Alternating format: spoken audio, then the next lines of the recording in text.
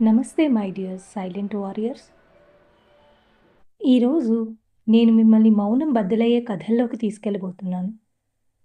ఈ కథలు కేవలం బాధలతో కూడిన కథలు కావు. అమ్మాయిగా పుట్టడం నా నేరమా? మమ్మల్ని కూడా బతకనివ్వండి అని పోరాడుతున్న అమ్మాయిల గళాలు. వాళ్ళ నిద్రలేని రాత్రులు, కన్నీరు నిండిన నిమిషాలు, తల్లిదండ్రుల మౌన ఆర్తనాదం. ఇవన్నీ మన సమాజం ముందే జరిగి తీరాయి.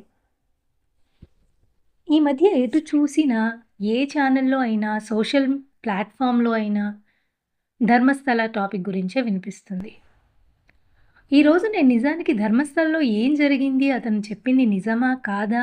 ఇవేవి మాట్లాడాలి అనుకోవడం లేదు. ఒక అమ్మాయిగా, ఒక గృహిణిగా, ఒక బిడ్డకి తల్లిగా నా మనసుని కలిచివేసిన విషయాల గురించి మాట్లాడాలి అనుకుంటున్నాను. నా పేరు సౌజన్య కాదు. అనన్య భట్ కాదు. కానీ ఈరోజు నేను వాళ్ళ గుండె చప్పుడు వినిపించబోతున్నాను. ఈరోజు నేను మాట్లాడబోతున్నది కాలం మర్చిపోయినా కానీ మనం మర్చిపోకూడని అమ్మాయిల గురించి. వీళ్ళ కథే ఈరోజు ఆమె కథ. 2012 ధర్మస్థల, కర్ణాటక. కర్ణాటకలో ధర్మస్థల ప్రాంతంలో 2012లో జరిగిన 17 ఏళ్ల బాలికపై సామూహిక అత్యాచారం అనంతరం హత్య జరిగింది. 17 ఏళ్ల అమ్మాయి పాఠశాలకు వెళ్ళింది. కానీ అక్కడి నుంచి ఇంటికి తాను తిరిగి రాలేదు. ఆమె పేరు సౌజన్య. పక్క వాళ్లకు ఎంతో నవ్వుతూ పలకరిస్తూ వెళ్ళిన ఆ అమ్మాయి అంతటి బాధను ఎలా భరించిందో ఎవరికీ తెలియదు. ఆమెను ఎవరో అత్యాచారం చేశారు, హత్య చేశారు. అలానే ఒంటరిగా నిశ్శబ్దంగా విడిచేశారు. ఆమె తల్లిదండ్రులు, కుటుంబం మా బిడ్డకు న్యాయం కావాలి అని ఏడ్చారు. మిగతా ప్రపంచం కొన్ని రోజులు ఆ విషయం గురించి చర్చించింది. డిబేట్లు పెట్టింది, ప్లకార్డులు పట్టుకుంది. ఆ తర్వాత మర్చిపోయింది. కానీ నేను మర్చిపోలేకపోతున్నాను. ఎవరు సమాధానం చెప్తారు ఆమె పడ్డ బాధకి, ఆమె చివరి అరుపుకి, ఆమె చెప్పలేని భయానికి? ఆమె చివరిసారిగా నడిచిన ఆ రోడ్డు మీద ఆమె గొంతు వణుకుతూ కొట్టుకుపోయింది. ఆ తర్వాత దర్యాప్తు, ఒక నిందితుడి అరెస్టు, పరిమిత ఆధారాలు, పూర్తి విచారణ జరగలేదన్న విమర్శలు. వాళ్ళు చెప్తారు విచారణ జరిగింది అని, కానీ న్యాయం జరిగింది అని ఎవరు చెప్తారు? ఒక విద్యార్థినిగా, ఒక బాలికగా ఆమెకు కలలుండేవి, ఆశలు ఉండేవి. కానీ ఆమె జీవితం నిర్దయంగా చిదిమేశారు. కేసు దర్యాప్తులో వచ్చిన అవకతవకలు, ఆధారాల లోపం, రాజకీయ ప్రాబల్యం వెరసి 2023లో సుప్రీంకోర్టు ప్రధాన నిందితుడు అని శిక్ష వేసిన వ్యక్తిని నిర్దోషిగా ప్రకటించింది. ఇవన్నీ మనం న్యూస్లో చూసాం. నేను కొత్తగా చెప్పేదేం లేదు. ఇవన్నీ మనకు తెలిసినవే. కానీ 12 ఏళ్ళు గడిచినా న్యాయం మాత్రం వచ్చిందా? ఆ తల్లిదండ్రులకు సమాధానం చెప్పేది ఎవరు? మరొక కథ. అదే ధర్మస్థలలో కాలంతో పాటుగా కలిసిపోయిన కథ. అనన్య భట్ 2003లో టెంపుల్కి వెళ్ళి తప్పిపోయిన అమ్మాయి. ఆ అమ్మాయికి ఏం జరిగిందో, ఎటు వెళ్ళిందో, అసలు ఆ అమ్మాయికి ఏం జరిగింది అనేది ఎవరికీ తెలియదు. ఈరోజు వాళ్ళ అమ్మగారు మీడియా ముందుకు వచ్చి మాట్లాడే వరకు ప్రజెంట్ ధర్మస్థలలో ఏదైతే వ్యక్తి నేను వందల కొద్దీ శవాలను పూడ్చిపెట్టాను అని అన్నారు కదా, సో ఆమె తన కూతురు డెడ్ బాడీ ఏమైనా వాటిలో ఉందేమో DNA టెస్ట్ చేసి నిర్ధారిస్తే నేను అంత్యక్రియలైనా చేసుకోవచ్చు అని ఈ ధర్మస్థల ముందు నిలబడ్డాను అని ఆమె తల్లి మీడియా ముందు మాట్లాడిన మాటలు ఒక్కొక్కటి నా హృదయాన్ని కంపింపజేశాయి.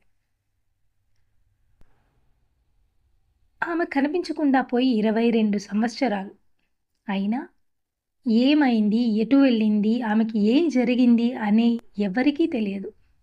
ఎలాంటి సమాజంలో బతుకుతున్నాం మనం? ఇన్ని ఏళ్ల నుండి తన కూతురు కోసం ఎదురు చూస్తోంది. ఆ తల్లి ఇన్ని సంవత్సరాలు ఎంత నరకం అనుభవించి ఉంటుందో. ఈ తల్లికి ఎవరు సమాధానం చెప్తారు? నాకు న్యూస్లో చూసినప్పటి నుండి మనసంతా భారంగా అనిపించింది. నేను ఒక పసిబిడ్డకి తల్లిని. ఒక్క క్షణం నా కళ్ళ ముందు నా కూతురు కనబడకపోతే ప్రాణం విలవిల్లాడిపోతుంది. మరి ఆ తల్లి మనసు 22 ఏళ్ల నుండి జాడ తెలియని కూతురు కోసం ఎంత తపన పడి ఉండుంటుందో, ఎంత మౌన పోరాటం చేసుంటుందో. ఈ ఘటనలన్నీ నా మనసుని కలిచివేశాయండి.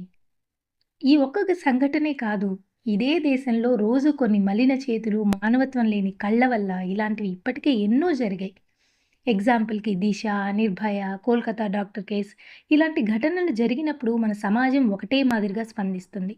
టీవీలో న్యూస్ క్లిప్పింగ్స్, సోషల్ మీడియాలో పోస్ట్‌ల మీద పోస్ట్‌లు, ప్రదర్శనలు, కొవ్వొత్తులు, నినాదాలు ఒక 4 రోజులు ఈ హడావిడి ఉంటుంది.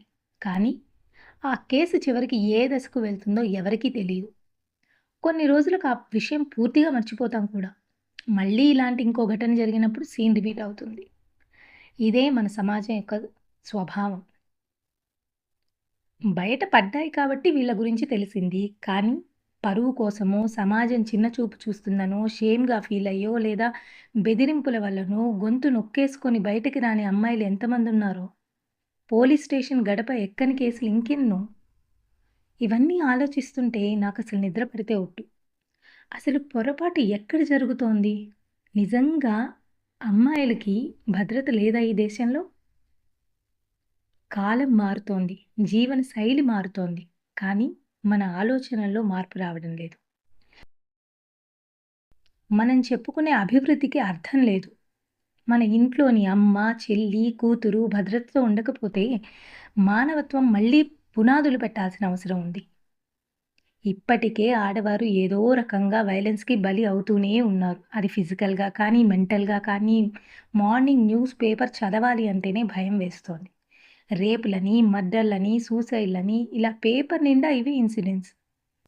ఆడవారు ప్రతిరోజు ఇంట, బయట వేధింపులకి గురి అవుతూనే ఉన్నారు. పసిపిల్లల్ని కూడా వదిలిపెట్టడం లేదు. కాలేజ్‌లో టీజింగ్ పేరుతో, ఆఫీస్‌లో సీనియర్ ఎంప్లాయీస్ నుండో డౌరీ అనో, చైల్డ్ మ్యారేజ్ అని, రేప్ అని ఇలా ఎన్నో రకాలుగా వేధింపులకు బలి అవుతూనే ఉన్నారు. ఇక్కడ నేను 2 విషయాల గురించి మాట్లాడాలి అనుకుంటున్నాను. మొదటిది, అసలు అమ్మాయిలు అనుక్షణం ఎదుర్కొంటున్న ఈ వేధింపులకి కారణాలేంటి? చెప్తాను చూడండి. మొట్టమొదటగా చెప్పుకోవాల్సింది పితృస్వామ్య ధోరణి. సింపుల్‌గా చెప్పాలి అంటే మగవాడే తోపు. మగవాడు మాత్రమే శక్తివంతుడు అనే నమ్మకం తరాలుగా నాటుకుంది. ఇంటి నిర్ణయాలు మగవారే తీసుకోవాలి. మగవాళ్ళకు మాత్రమే అధికారం. ఇది ఇప్పటి నుండి వస్తున్నది కాదు. తరతరాల నుండి ఇంటికి యజమాని అంటే మగవాడే అని నిర్ధారించేశారు. అది వాళ్ళ నెత్తికెక్కిపోయింది. ఇంటి నిర్ణయాలు తీసుకోవాలన్నా, ఆ ఇంటి అమ్మాయిల వ్యక్తిగత నిర్ణయాలు తీసుకోవాలన్నా, ఇంటి బాధ్యతల విషయంలో అయినా అబ్బాయిలకే పెద్దపీట వేస్తున్నారు. అబ్బాయిలు చిన్నప్పటి నుండి అమ్మాయిల పైన ఆధిపత్యంతో ఉండాలని, అమ్మాయిలు వినయ విధేయతలతో ఉండాలి అని, నోరెత్తి మాట్లాడకూడదని ఒక రాజ్యాంగమే రాసేశారు. సమాజం దీన్ని ఆమోదించింది కూడా. కాబట్టే కాలం మారినా కూడా ఇప్పటికీ ఈ సంప్రదాయం ఇలానే కొనసాగిస్తూ వస్తోంది. మన కర్మ ఏంటంటే ఇంత మార్పొచ్చినా కూడా ఈ కొత్త తరం కూడా ఇదే దారిలో సాగుతోంది. దీనివల్ల సొసైటీలో అమ్మాయిలపైన ఎంత నెగెటివ్ ఇంపాక్ట్ పడుతుందో తెలుసా? Gender discrimination. ఎడ్యుకేషన్‌లో కానీ, ఎంపవర్‌మెంట్‌లో కానీ అమ్మాయిలు వివక్షకి గురవుతున్నారు. వాళ్ళు అసమర్థులు, మగవారే శక్తి సామర్థ్యాలు కలిగిన వారు అని ముద్ర వేసేశారు. వాళ్ళ నాయకత్వ లక్షణాలన్నీ అణచివేస్తున్నారు. దానివల్ల ప్రతిభావంతులైన అమ్మాయిలు కూడా వాళ్ళ ఆశయాలను చంపుకొని బతుకుతున్నారు. ఈ సమాజపు వివక్ష ధోరణి వల్ల వాళ్ళ ఆశయాలు, అభిప్రాయాలు గొంతుని దాటి బయటికి రాలేకపోతున్నాయి. రెండవది social media platforms. Social media అనేది సరిగా ఉపయోగించుకుంటే ఎంత శక్తివంతమైనదో, సరిగా వినియోగించుకోకపోతే అంతే డేంజరస్ వెపన్ ఇంకొకటి లేదు. 10% కరెక్ట్ ఇన్ఫర్మేషన్ ఉంటే 90% అంతా స్క్రాప్. మడ్డల నుంచి మానభంగాల వరకు అన్ని వీడియోలు ఉంటాయి వీటిల్లో. అదేంటో కాలేజ్‌లో ప్రాక్టికల్స్ చేయించినట్టు అన్నీ చూపించేస్తారు. నమ్మలేని నిజం ఏంటంటే ఆ స్క్రాప్‌కే అందరూ అడిక్ట్ అయిపోతున్నారు. ముఖ్యంగా టీనేజ్ పిల్లలు ఎక్కువ అడిక్ట్ అవుతున్నారు. కొన్ని ఎంటర్‌టైన్‌మెంట్ ప్రోగ్రామ్స్‌లో ఆడవారిని తక్కువ చేసి మాట్లాడడం, ఎలా పడితే అలా పిచ్చి జోకులు వేయడం, బాడీ షేమింగ్ చేయడం ఒక ట్రెండ్ అయింది. దాన్ని ఎంటర్‌టైన్‌మెంట్ అని అనుకోవడం. అది మన పిచ్చి. పొరపాటున కూడా ఇలాంటివి చూడడానికి పిల్లల్ని ఎంకరేజ్ చేయకండి. ముఖ్యంగా టీనేజర్స్. వాళ్ళకి ఏది మంచి, ఏది చెడు తెలియదు. వాళ్ళు త్వరగా అట్రాక్ట్ అవుతారు. నేను మాట్లాడాలి అనుకున్న రెండో విషయం, మరి మనం ఏం చేయాలి? మన బాధ్యత ఏంటి? చూద్దాం. సౌజన్య కేస్ కావచ్చు, అనన్య భట్ కేస్ కావచ్చు, కోల్కతా డాక్టర్ కేస్ కావచ్చు. నేనిక్కడ న్యాయస్థానం ఆ ఆడపిల్లలకి సరైన న్యాయం చేసిందా లేదా అని మాట్లాడడం లేదు. కానీ ఒక్కసారి ఆలోచించండి. మీ ఇంట్లో ఆడవారికి మీ న్యాయం చేస్తున్నారా?